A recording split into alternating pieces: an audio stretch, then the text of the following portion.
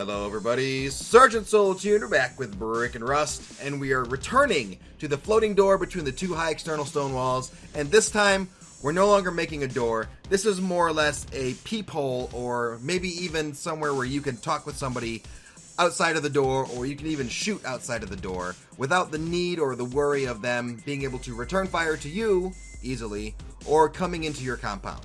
So if you check this out, we have our door frame, and our floating wall, right? Wait, Sergeant Soul, that's not a door frame. No, it's not.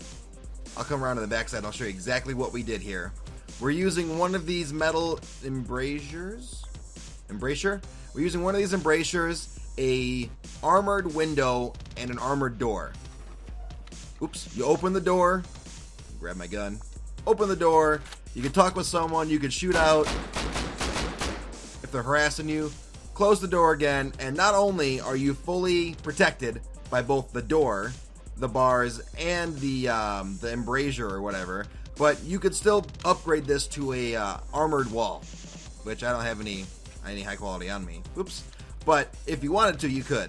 So how to do this? It's very simple. It's just like the first method that we looked at. Let's go over here and I'll show you how I did it. So first, we're going to start off with our two foundations. This one is going to look a little different than the last one because of the slopes a little different, but I think you guys will be able to figure it out. So from here, we go ahead and throw on our door. Oh, I'm going to have to move that foundation. Yep, foundation's too close. Do the door first, and then do your foundation. I keep forgetting that the doors are finicky like that. Alright, now, we're going to throw our two walls up. Boom. Upgrade you to stone so nobody can boost over our walled door here. Now, from this point, you go ahead and you do your high external walls the same way that you did at the first video, version 1.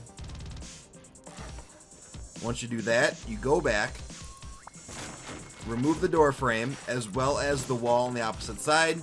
So now we have our floating wall up top and our floating door. Pretty easy, right? So we go back, we now take a window like so, and you want to make sure that you leave it twigged. Do not upgrade it right away. From here, I forgot to get the window bars. There we go, window bars. I knew I was missing something. Open the door, throw your window bars up. Now if you look at this, the embrasure or whatever it's called wants to place on the opposite side because that's the outside of the window frame. So we're just going to go ahead and rotate this, throw it on like that. Rotate it back.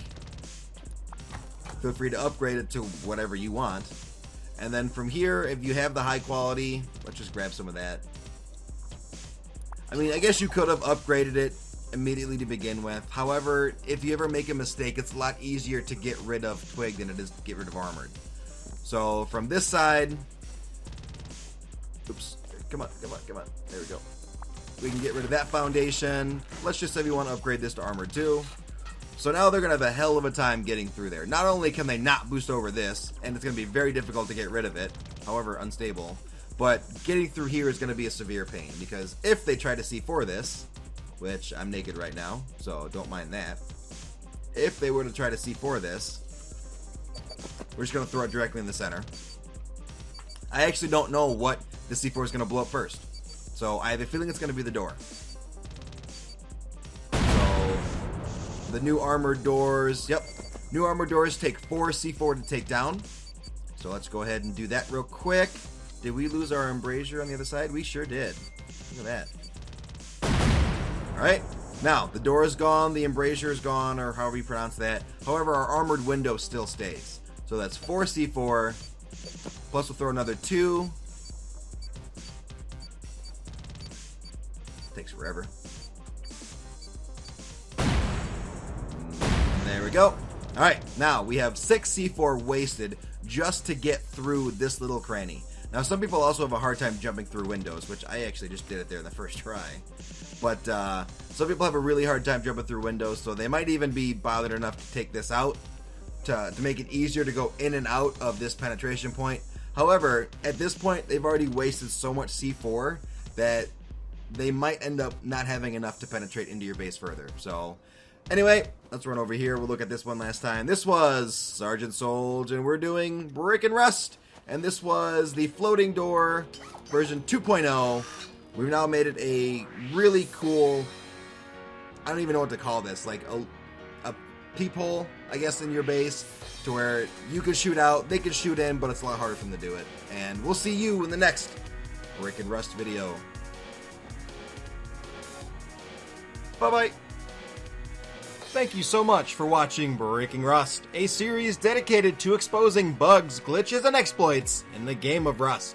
The idea is to get these videos into the hands of game developers as soon as possible, so please share this video to help achieve that. If you know of any bugs you'd like to have featured in an episode, please let me know in the comments below.